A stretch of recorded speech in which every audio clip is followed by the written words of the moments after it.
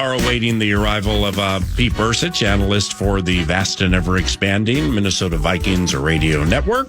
He's out Chicago way, nice enough to commit to joining 9 to noon for a segment to chat ball, local football, and the NFL playoffs. If and or when we get Pete, we will share the cogent thought with you. After that, Nordo and I are going to get into something called NFC North Nobodies. NFC North Nobodies. And we'll explain that, perhaps, starting it here in this segment momentarily.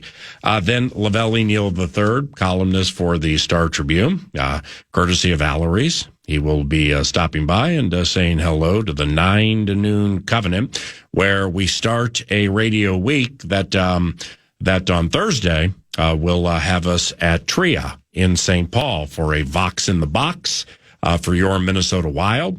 Losers over the weekend to Nashville, and they hook the Avs today. They got Alan Roach's team today at 2 o'clock Central. The Timberwolves are taking on the Memphis Grizzlies. That is a 1:30 tip-tap from Memphis. John Morant, point guard for the Memphis Grizzlies, missed their most recent game, but I believe he's expected to play today. The Timberwolves had a really it was a scheduling. It was an unfortunate part of the schedule in that you go to Madison Square Garden and you're going to beat the Knicks sans Cat. You're going to look good. And then you travel, you get back super early in the morning, and you got a game that night against one of the best teams in the NBA, the Cleveland Cavaliers. And they were balling with Cleveland for a while on that back-to-back. Then the Cavs pulled away by like 20. I think the final deficit was 7. But the Cavaliers were the right side and the right team a majority of that game. And now the Timberwolves take to the road to play Memphis. And this is a tricky part of the schedule for a Timberwolves team.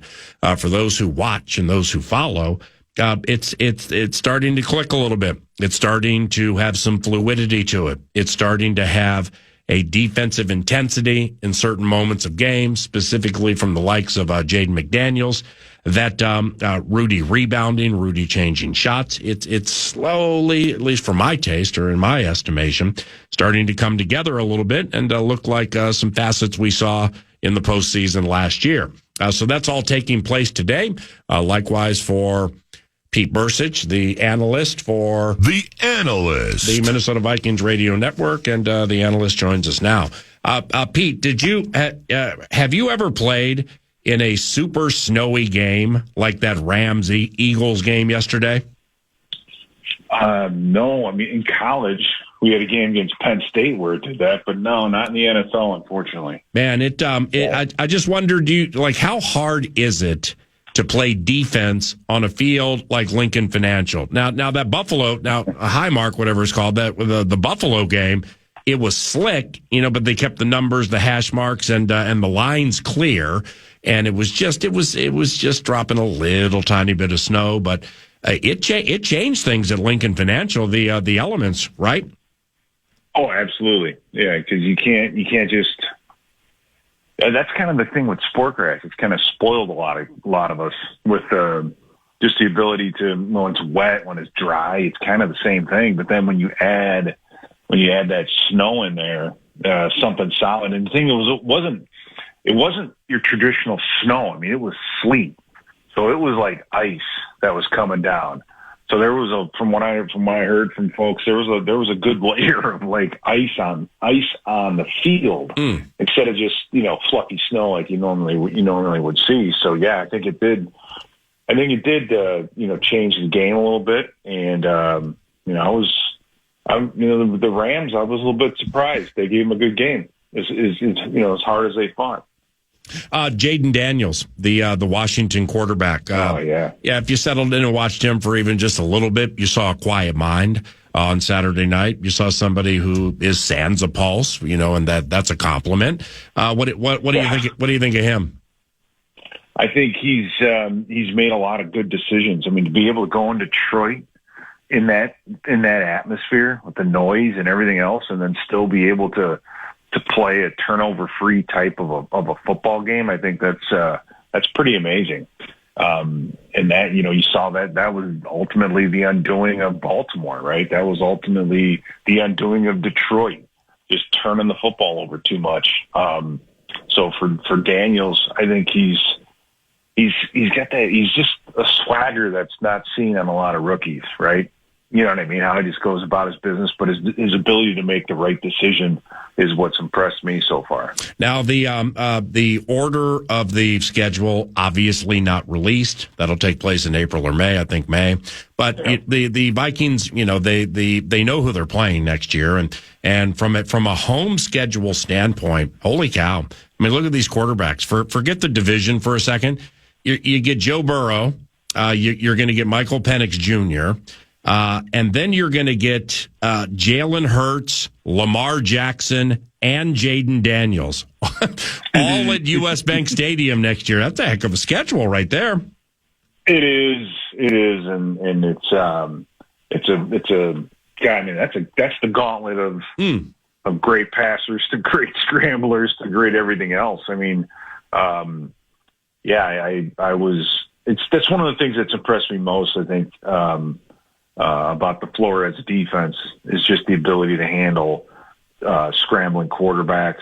It used to be such a thorn in our side. If you remember, oh my God, back in the day, right? We just didn't have the athletes out there, didn't have the plan for quarterbacks who can scramble like they do. And with the group that we've got, Nico, Gennard, Cashman, Pace. We just do a lot. We do just a much better job with that. So it's going to be a good year to have a season ticket, right? You're going to go see a lot of quality. You're going to see a lot of quality quarterbacking, a lot of quality talent week in and week out. Do you find yourself rooting against Mahomes and the Chiefs so another can get a piece of the pie and knock KC for a third consecutive year? Why? I don't know. I kind of sit back and just go, what team is the least annoying? Right? Like, for example, Philadelphia isn't as annoying as it used to be. I don't know why, but something's changed with that group. But I watch Kansas City. I just, I don't know. Yeah, you want someone else to get a piece of the pie, but you just kind of, I want to see someone stop them. The problem is their defense is so good too. Right. They hadn't put up more than 30 points all year offensively, and they're 15-2. Right. Right. It's like, it's unbelievable. But their defense is playing very, very well. You watch, like what Houston was doing, and you look at, and I keep forgetting his name, 56, the defensive end, the kid that went to Purdue. Karl Loftus? They're blocking them with a tight end, or they're blocking them with a tight end and a running back. It's like, well, how do you expect to protect the quarterback when you're using tight ends and running backs to block the defense, a defensive end? But then I think, you've got that creature, Chris Jones, running around in the middle of that defense. So, they've got some good talent on the defensive side of the ball. They play sticky coverage. They'd be a nightmare for us right now, and in our handling a man-to-man and a physical type of a secondary. So, long answer to your question, though. But yes, I would like to see somebody else beat Kansas City. So what? I'd like to see Buffalo do it. So with the Minnesota Vikings at Pete Bercich via the tweet machine, what just top of the head, and I'll see you at the combine in a month and change. Yes. And, we'll start banging that thing out. But what are some things the Vikings can reconfigure to potentially get to this point and soon? Wow. Reconfigure, Paul. I get this. We got to figure out this running back situation, and we not necessarily figured out, but I think you need a dynamic runner, right? You need somebody that can be explosive. We saw that over the weekend for sure. Saquon Barkley, but just somebody. Aaron Jones did a fantastic job, but I don't think he was the same guy at the end of the year that he was at the beginning of the year. Meaning, that's fine if we get him back, but you need somebody else, right? You need to have some depth there. Somebody else. Would love to see a interior defensive lineman. That's a bit of a creature. I think that would change the dynamic of the entire defense. And then we got to make some decisions, I think, with the offensive line as well, as to, what the guard position, especially the right guard position, and evaluate that running game, the offensive line, and try to, it could be as simple as getting a more mobile quarterback in there. Who knows, right? That could change a lot. So, just that deep red zone, it'll help that deep red zone running game. Short yardage is improved. That's been a bit of a thorn in our side over the last couple of years. Aaron Jones helped that, but I think we just need that. We need that running back, right? We need that guy you can hand the ball on the 5-yard line and let him at least get a yard or two. So that's what I'd like to see. As the quarterback situation goes, the analyst, after what you saw from Sam Darnold in that big one against the Lions, is it possible to trust him in a spot like that again? I mean, that like if I had to say in personnel or was with the team, that would trouble me to get over that hump that like I'm not going to see that again. Yeah, because it's. If you're playing a team that's good at man-to-man, you might be able to pick guys wide open, but you're not going to see a lot of guys wide open. The thing is, Paul, the total number of sacks by the end of the season was in the 50s. That has to have a cumulative effect, right? That's got to affect the quarterback and him seeing the rush, and so he's got to help. Right, you can help with play calling. You can help with getting rid of the football. There are ways with which you can help with that. But I would feel better about it because the guy's going to get better in his second year. It's not a second year in the league, but a second year as a starter. You have an entire offense to help work on those sort of things. But he can't continue, or anybody.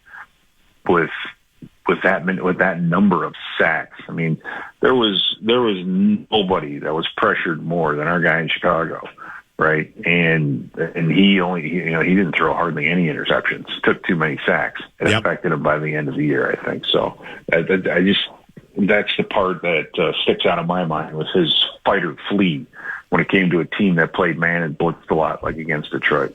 Lastly, Mr. Pete Bercich, and thank you very much for the time. The NFC North, 40 wins from the NFC North, and they're all out. I mean, 0-3 in the playoffs, each kind of getting blown out. Read into that one, Mr. Analyst. Everyone kind of just, they wore ourselves out, beating the heck out of each other during the regular season, I guess, right? I mean, you can say that about Detroit with the injuries. For the Vikings, it's just a matter of we ran into two defenses that gave us problems during the regular season, right? And then, for Green Bay, I didn't get a chance to see them, their playoff game, but I know the quarterback situation, he was, Love was nicked up the week before. But yeah, it is funny, isn't it, though, Paul, how the NFC North just totally dominated every division in wins. Because you play the AFC during the regular season, right? You play all the other conferences during the regular season. It just goes to show you got to have momentum. You got to have some rookies playing well, and it's like, you just got to have the right guys playing well at the right time. It's like the second half of that season, you got to get hot. And we were kind of going in the opposite direction. And, Detroit looked good against us, but that week off didn't help them. Good luck with your Irish tonight. Pete is he's Notre Dame Fighting Irish, defensive immortality back when the team was number one in the country, and they play Ohio State tonight. And I know you don't follow it or necessarily deeply care about it X amount of years removed, but you'll watch a little tonight and pull for your Irish, right? Oh, absolutely, right. You have to. And number two, it's Ohio State, right? The college that Robert Smith went to, and I heard about how great the greatness of Ohio State for the last 30-some years just by talking to him. Right. So for that reason alone, yes, I'll be watching Robert on Twitter very closely tonight. Thank you, my brother. Have a good day, okay? All right, man. Thank you. You too. Pete Bercich, analyst for the Vikings Radio Network. Speaking of those 40 wins by NFC North teams, and now they're all gone. There are some who look at those who made the playoffs from that division as NFC North nobodies. We'll hit that around the corner on KFAN.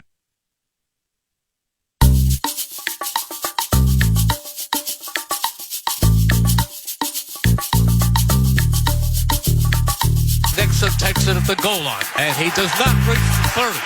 He is hit hard. Ball came out. The Eagles have it. The Eagles have it. A turnover on the very first play of the game. The Eagles come up with the football. They hit by Bercich. How about that way to start the game?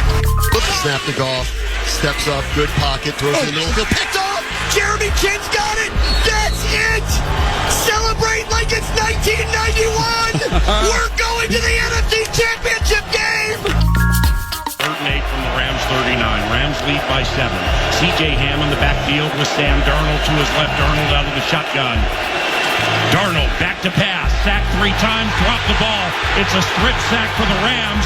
And it's picked up by Jared Verse. And here comes the rookie. Inside the 30 to the 20 to the 10. Touchdown, L.A. Rams. Jared Verse with his first National Football League touchdown with 4.5 minutes to go in the first half has propelled the LA Rams to a 16-3 lead. What happened? NFC North nobodies. 40 regular season wins, 0 playoff wins. And they in the estimation of some ended up being postseason NFC North nobodies. Minnesota couldn't protect. 9 sacks out. The Packers ended up good, not very good, and absolutely have to wonder about their high-end investment in quarterback Jordan Love. The elasticity with the battered kitty stretched way too far. I mean, safety Maurice Norris played 1 defensive snap the entire season. Then he had to play half the game against Jaden, and there were problems. Why did they end up NFC North nobodies? That's potential like week-long, month-long, off-season-long analysis. But for the purpose of this segment here, of what we just saw with the Detroit Lions on Saturday night and the Green Bay Packers against the Philadelphia Eagles and the Minnesota Vikings against the LA Rams, after everything we saw during the entire season, the ballyhooed division, the deepest and best division in the history of the NFL for statistical wherewithal and amount of wins and things like that. Yet they end up NFC North nobodies. Holy cow. And good morning. Good morning. Yeah, and a lot of these games played out in similar fashion, right? I mean, I play the highlight there, very first play of the game, which is unfair to Packers fans out there, that fumble on the kickoff that shouldn't have been a fumble. But then you get the turnovers in the Lions Commanders game, and of course, Sam spent more time on the turf, it felt like, than he did actually upright given time to throw. So there's some similarities in each of the games. But I think as we enter the offseason, the things that when we're winning, and this is 2 out of 3 years with Kevin O'Connell here, where in 2022, you're winning that Buffalo Bills game and you're coming out of there. It's the exhilaration, the euphoric moment of these big victories. But Donatell's defense and the trouble that you had, you get to the playoffs, you win 13 games, but in the end, while you're winning, you don't necessarily explain it away, but you're not necessarily focused on that either in the moment. You're winning 13 games, you're hosting a playoff game, it's awesome. Fast forward to 2024, those sacks kept creeping up, and oh wow, Sam was sacked 4 times today, but we won the game by 2 scores. And so you think about kind of the holes that existed, but you didn't focus on because it wasn't flooding the boat until it did. Similarly with the Lions, and I think this is more obvious and forthright maybe among any of the teams, is that if Goff is making mistakes. They got out alive in the Houston game when I think he threw 5 picks, but the turnovers and the mistakes that Goff was making, he hadn't made those all year. And then in combination with the problems that Aaron Glenn's defense had with the health side. Yeah. And the ability of the Commanders to just focus and commit to running the ball. You look at the problems the Lions had for a 2-loss team. Who was the team that gave them the most fits all season long? It was the Bills and their commitment to no matter what, specifically with the mobility of Josh Allen and James Cook. And, you were mentioning Ray Davis off air this morning. It's like, who the heck is this guy? But he's good. And Ty Johnson, I believe, is the other one. Like, their commitment to running the ball in both cases was just absolutely debilitating in the end. And it was a problem. But A, teams couldn't capitalize on it. And B, the Lions were so busy beating everybody and not turning it over 5 times in a game that they probably in Detroit weren't necessarily worried about it. I think, you get to that stage like the Kitties were, and, maybe there was a little more unease on our side of things. Just, Darnold, is the other shoe going to drop? It did, sadly.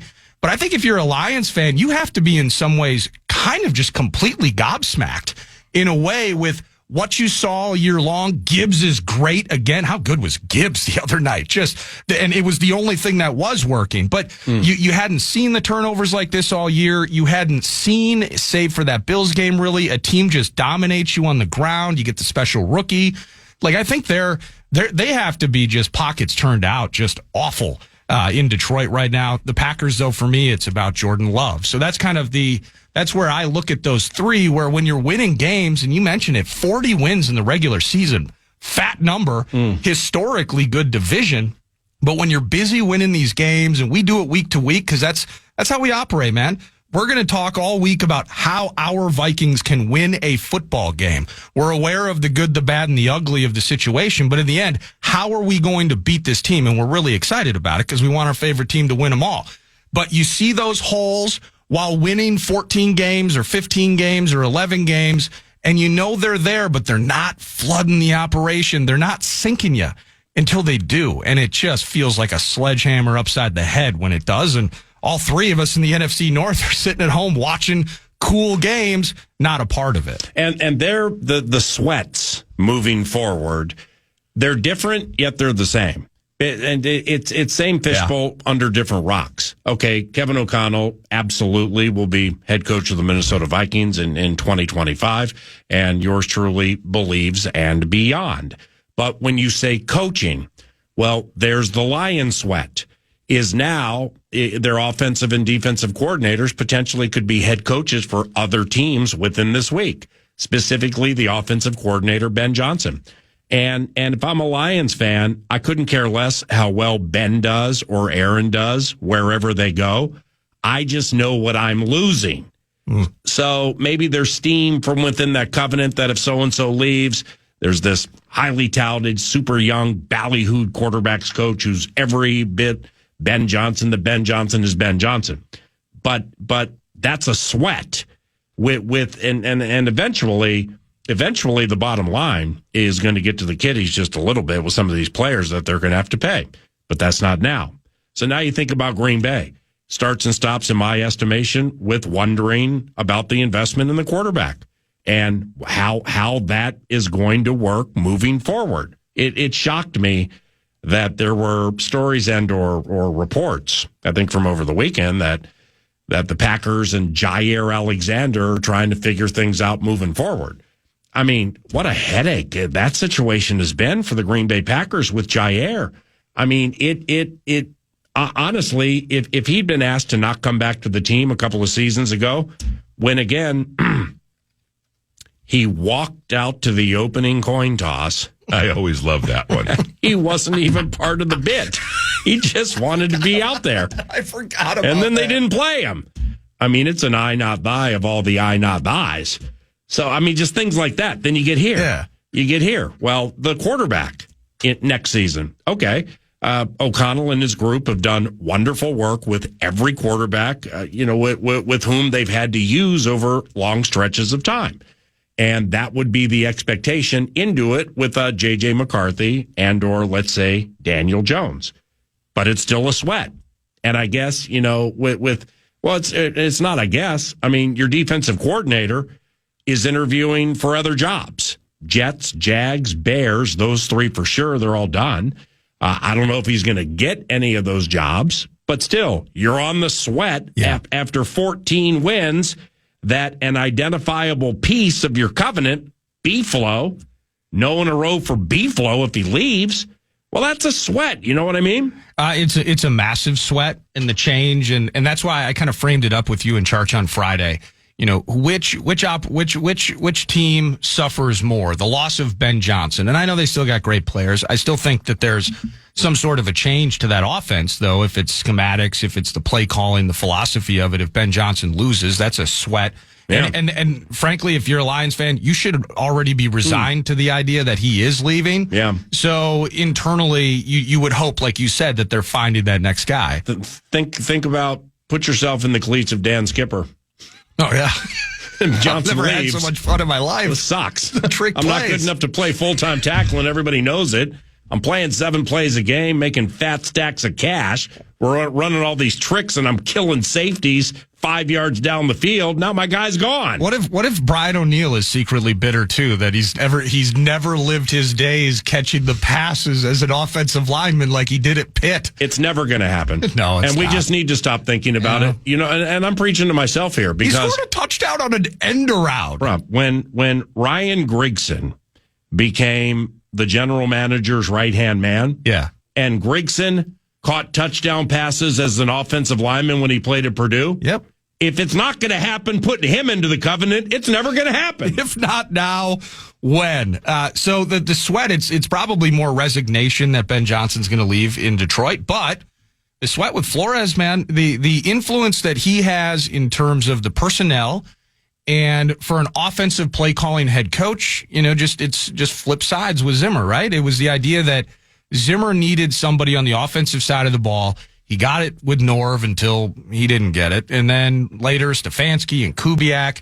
The trend of that was having autonomous offensive coaches so that Zimmer could just focus on the defense.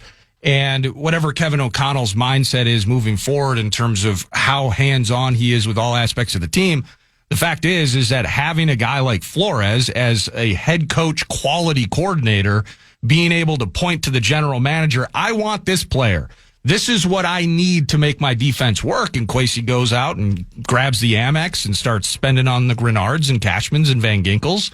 It's an absolute sweat. Now, for your second head coaching opportunity, and maybe this isn't fair, I'm just being a rube about it, but we have talked about it, how much more, I would say, scrutinizing that I would imagine Flores is going to be about a head coaching opportunity.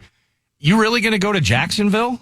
You really, I mean, for real, you're really going to go to the Jets with that rat's nest and the ownership problems and just the long-term malaise? Right. So then I think about the Bears. Now the Bears, I mean, the Bears are interviewing basically, they're just walking down Michigan Avenue, pulling random people with any NFL connection into a room and interviewing them. Refrigerator Perry may be next, if only for the nostalgia's sake. Well, absolutely. And basically, you know, why not get as much as intel as you can, I suppose. But that spot does kind of make sense to me, except if I'm Ryan Poles and I need this Caleb Williams thing to be better, take 2 and beyond, I'm looking at Kingsbury. I'm looking at an offensive head coach. By the way, the work Kingsbury's done with Jaden Daniels, pretty remarkable. And so I have a hard time. For me, it's actually less of a coin flip right now that Flores would take a job with what I perceive to be a bad organization, or the Bears would put him in charge of a team in which the defense a little bit on the come, needs some work, of course, personnel-wise and health-wise, but I need my quarterback to be good in year 2.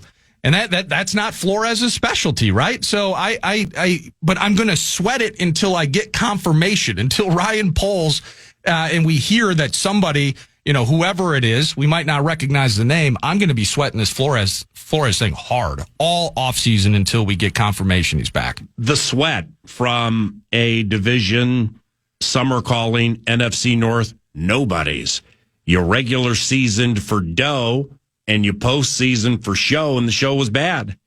40 regular season wins and 0 playoff wins. Ugh. And then now the sweat. But see, the sweat is not only now and to come, but the Vikings have lost 5 of the last 6 to the Lions. Okay, that's as the kids would say a thing. And it has to change. They're the best team in the division. The physical Lions ran into a bully who punched harder. Daron Payne, Jonathan Allen, your guy from Illinois, Jerzon Newton. Cleveland Farrell, this still blows me away. Oh, the Clemson kid, former Raider, right? He's been around forever. Yeah. I mean, it's the skeletal remains of Cleveland Farrell, but when you're a rotational guy and you got something for which to play, the gift had come through, and Cleveland Farrell came through. Oh, wow. They got Bobby Wagner out there. They got Dante Fowler. Yeah, Wagner's Look at the these bomb. names. Yeah, How about Frankie Louvu, though? Wagner's HOF. And I mean, this is, I'm sure football fans remember this, but the Green Bay Packers were a blocked field goal at Soldier Field from being 0-6 in the division. And they won 11 games. Yeah. I mean, almost winless in your division, and you found a way to make it to the playoffs. I mean, the division killed the AFC South, all right? So, I mean, I said it last week, looking back at the Vikings, 0-4 against teams that absolutely I felt could get to the Super Bowl, Lions or Rams. What do you think about that? I know the Rams won a playoff game over the Vikings. What do you think about the NFC West, though? I mean, Seattle, we kind of caught Seattle as they were limping to the finish line. I mean, they were in the mix, but not really. Arizona, good, but not good enough. And the Niners were just an unmitigated disaster with health. Good point. So, I mean, in some ways, did we benefit a bit from that, too? Right. I mean, well, look at the ones that are moving forward. They all have bully appeal. They all have punch you first and deal with whatever you have coming my way. It's like Mike Tyson and one of the great sports quotes in the history of sports. It's like everybody has a plan until you get punched in the face. And then the plan changes. Yeah. Josh Allen is a bully. He is a bully quarterback. Washington is full of hard-hitting, fearless bullies. The Eagles have bully appeal to them with the way Saquon runs, complemented by the quarterback. Then you get Javon Carter. Then you get the Jalen Carter. Jalen Carter. Thank you. You get the Georgia kid in the middle who's all about bully. And Kansas City is the bully of all bullies ever to bully on the block. I mean, Chris Jones got some bully to him, but I mean, the Chiefs are stylistically sound and also physical, and they got the quarterback who can be a bully. So it's, there are a couple of things with this time of the year, especially for me, Vikings fans, mad producer, etc., where you're going to have scheme envy. You're going to have team envy. Oh, yeah. You're going to have player envy. Then you sit back and you recognize not everything is constructed the same. Like you mentioned Cliff Kingsbury. I mean, you made an awesome point about Kingsbury, because Cliff, former head coach of the Arizona Cardinals, Cliff Kingsbury, with some time away, learned that my way and implementing or forcing on whomever what I think is best, because I've waited a long time for this. Let's put it this way. There aren't many coaches who want to run the triple option 75% of the game. Right. They don't want to scheme counters and options for players like Jeremy McNichols. They want to go play action on 7-step drops and get down the field. But Kingsbury reinvented himself because the quarterback's the bit, and I'm going to put the quarterback on 5 and 7-step drops every single play of every game and try to make that work. I'm going to take what I know he can do, what I know they can do, and we're going to make this thing work with some form of single wing option, triple option, and it's working. Yeah. So that's a vulnerability there that is all about self-awareness, and Cliff Kingsbury's executing it. News du Nord's around the corner, then the columnist, and you're listening to 9 to Noon.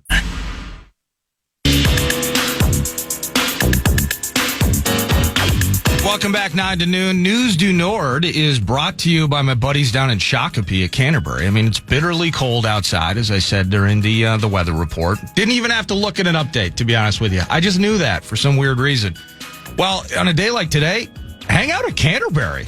Poker, blackjack, table games. I know that they still have, I believe it's today and tomorrow, they still have that $100,000 bonus weekend bid as well. So you can play Ultimate Texas Hold'em. Yep. And they just dumped an extra $100K into the jackpot. So Extra $100K. absolutely have some sips at Chips and enjoy a Monday afternoon at Canterbury Park. And maybe while you're at Canterbury, you can be watching the Minnesota Timberwolves. It's a matinee affair today on, I think it's on TNT, 1:30 p.m.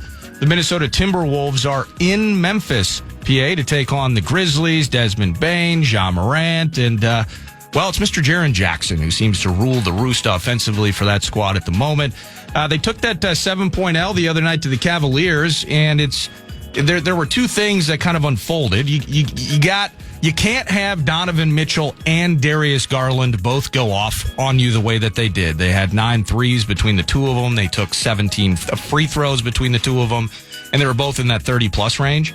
But then the other end of it, just a stale third quarter in that game the other night. So it's disappointing, but it's another game where you're like, I see this is a really, really talented team, and they're still finding ways to lose for unfortunately in the end. It's getting better, and there a couple of weeks ago is we kind of paired. All right, well, remember when they made that big Gobert trade, and then all we saw and all we thought, and then the next season a lot of it changed, if not all of it.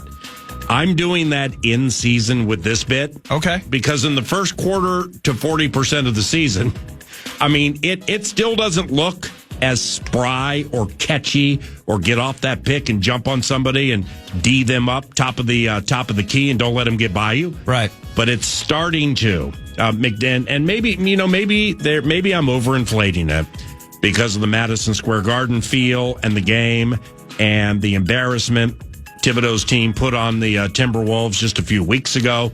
Now Cat's not playing, DiVincenzo's not playing, but that looked like last year in the postseason. To go there and kind of stomp on them a little bit. But just the way they played, the up and down nature of it, McDaniels just mean and long and up on you. Well, how about Anthony the Passer, by the way? Yes. That was sweet. Yes. And that, I'm glad you said that because I forgot to write this down. Well, now, Randall, it's brilliant what you said. I don't know what gets them to this. I would imagine it's matchup oriented or situational in games. But like Randall will have 1 assist, 3 assists, 6, 9, 4, 1. Yeah. So it is the contention I have here is playoff basketball is not racehorse hockey. It is, and the refs call it differently. So if you can isolate Anthony Edwards and Julius Randle in the postseason and your guys are feeling good about themselves, they're going to be tough to beat. Yeah. You just got to get there with confidence and defensive fluidity. Gobert, he gets beat on too many rebounds for my liking, but that's okay because his shot blocking and things like that are coming around. So it incrementally, I feel, is taking steps toward where it needs to be when we're howling with the homies in the postseason, though. Yeah, my optimism stems, like the defense has come around, PA. Mm-hmm. So, I mean, myriad issues that we can continue to dissect, and you did it greatly. It's just that it gives me optimism from the defensive standpoint. I'm buying your approach of this thing kind of in season, continuing to meld and evolve. They're one of the best 3-point shooting teams in the NBA. That turnaround, and probably I would link that hand in hand probably with Anthony Edwards' focus. Oh, he's phenomenal. He's phenomenal from 3. He's amazing. He's doing Steph Curry-like things. Now, Steph has done it his entire career, so I'm not trying to be hyperbolic. But the key for me with this, it's Oklahoma City's world, and we're just trying to live in it.